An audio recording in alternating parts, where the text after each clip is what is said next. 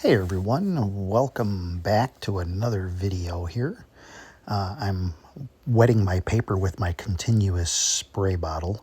This is 11 by 15. This is the Master's Choice, Master's Touch that is, watercolor paper.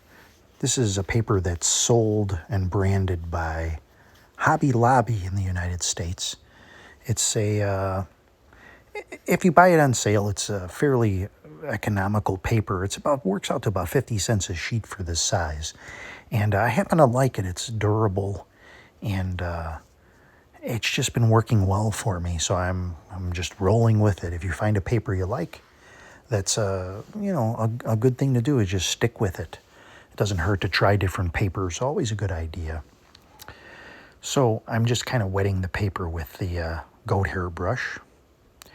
And what I want to do is I want to make a little sky here. I'm working from imagination. My last week here, I've been super busy, and the last couple paintings I did, they just weren't really good for video purposes. So I wanted to have a video out a little sooner, but I think I have something here that you'll enjoy.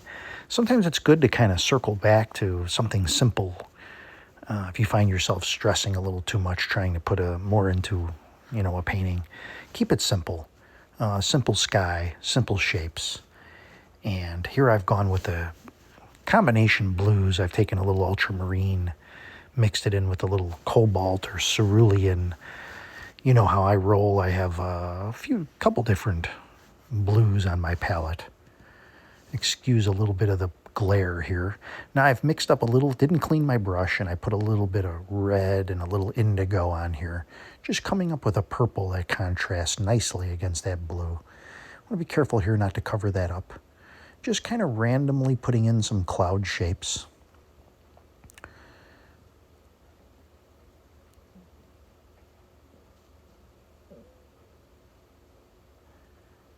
Just a little dash here and there, maybe a little stronger here and there.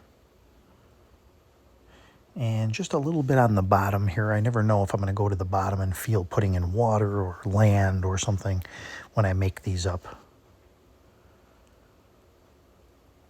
It's a good way to set your backdrop.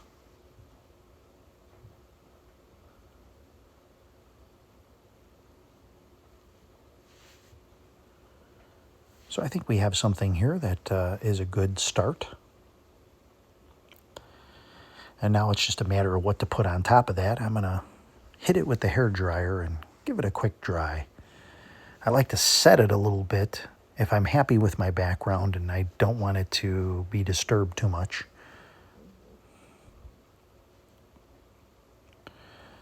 So just a quick dry. And just wiping a little excess off the bottom. I have my board at a 30 to 35 degree angle, somewhere in there.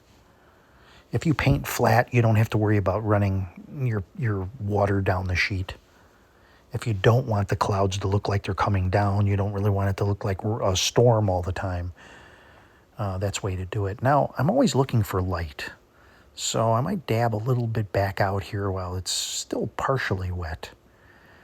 And if I'm not happy with the shape, I'll try to do a few little different things. But this is just regular paper towel, kitchen roll, what have you. And you see that's pretty dry there now. So just a little hint of a cloud there. Always trying to come up with a nice sky, really, to set the backdrop. Sometimes the sky ends up being the star of the show. So I'm continuing to multitask here and dry the paper. Now I'm going to come in. I'm noticing I'd like a little bit more glow, and that's where I use my spray bottle. In my spray bottle, this spray bottle has about a half a bottle of water and about an inch or so, maybe inch and a half of a strip of yellow ochre that I've shaken real good in there.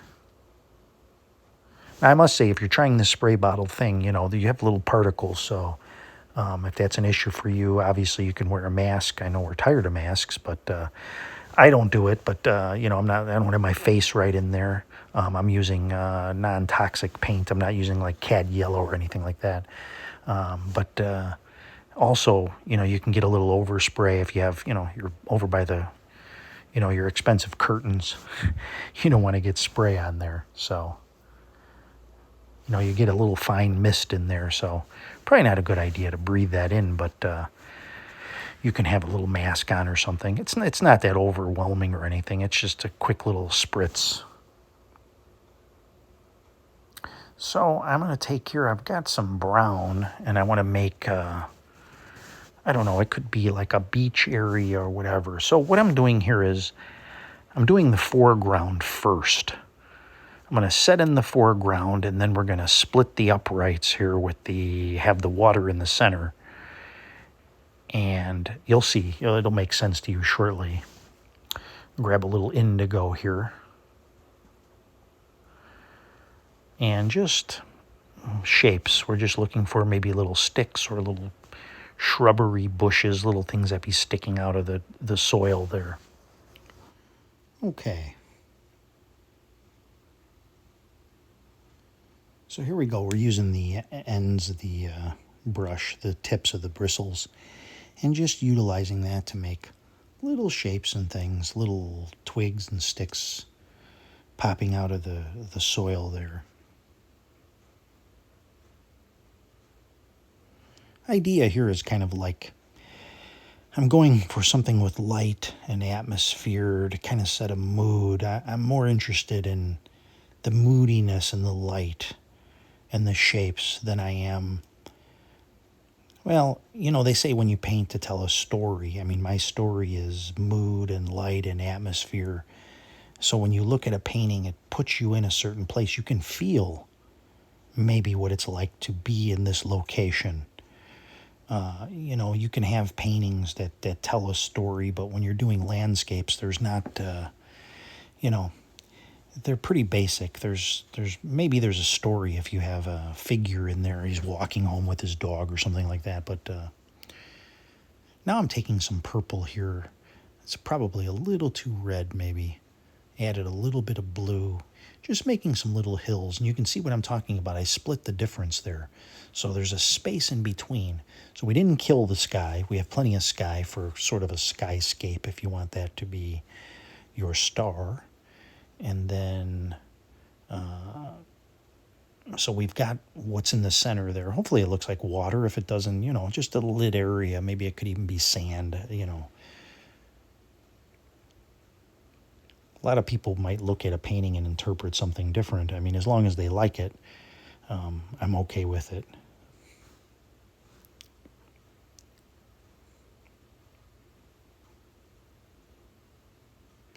It's just straightening out this base of this little hilly area.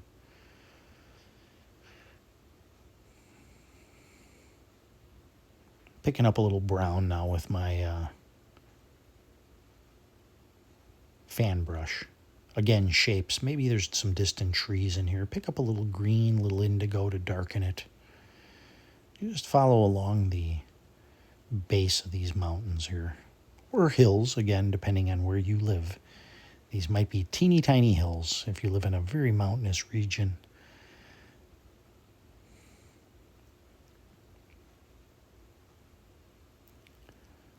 Again, using the bristle tips to make little points, little treetops. And you can do that straight, horizontal, and then you can turn the brush vertically, and you can make like pointy little pine trees as well. You have to be careful here. We don't want to start going down and down and lose that middle area. You can go higher with your mountains here if you're trying to duplicate this.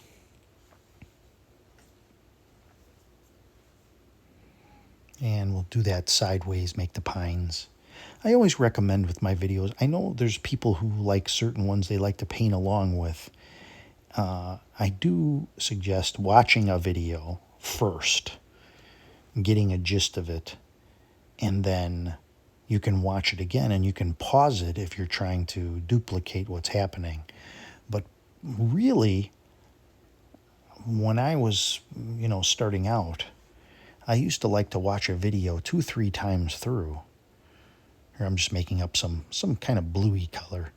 I would watch it 2 or 3 times through, and I'd try to remember an idea of what I saw and then try to put that on paper rather than follow along with the video.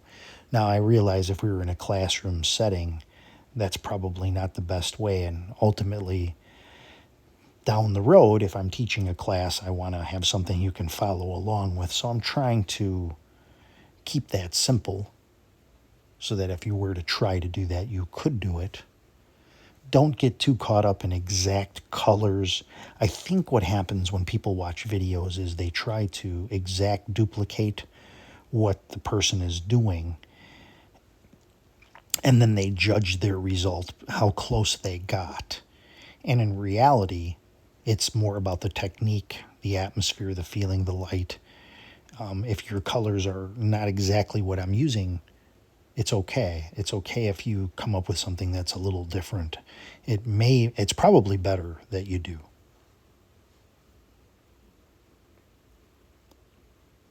So again, just going in with little shapes and little pointy things sticking up.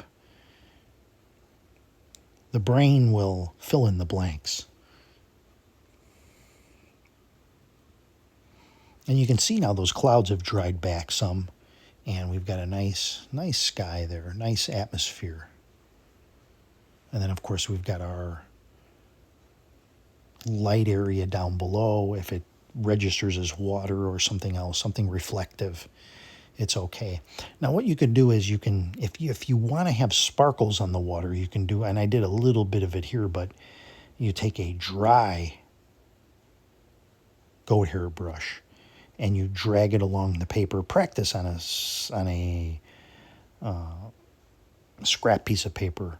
And the idea is you don't come up with a solid stroke. It's breaks. So you go lightly along the paper and you create. It's one quick swoosh, something that Ron Ranson taught. He would say, 1, 2, 3, go, and then he would slide his brush across, and then he'd come up with nice sparkles. So again, I'm going back to this yellow ochre, just looking at where I can get a little bit more glow here. And a lot of times when I close my palette like that, I feel like I'm done, and I put a mat in front and I try to get an idea, and then I might go back like I'm doing now. And what happened here is I saw a little hint of green on the top of these bushes. I don't know if you can make that out here in the video, and I really liked it. So I thought, well, I'm going to accent a little bit of greenish yellow. Maybe there's like just a little shrubbery here, something. And I really liked how that looked. So sometimes when you look back at something, you can capitalize on what you already have and enhance it. So this is that stage. But that's pretty much it. I mean, sometimes it's good to go back to basics, do a quick painting. And those turn out better than the ones you spent an hour or two on.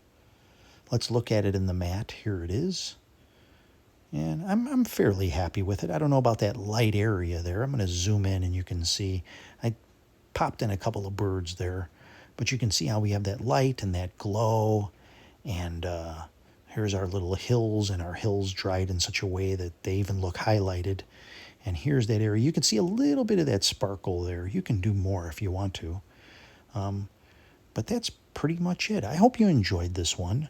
Leave a comment, or, over in our group, Ron Ranson, come on over and join a great group of people. Thanks for watching, everybody, and we'll see you on the next one.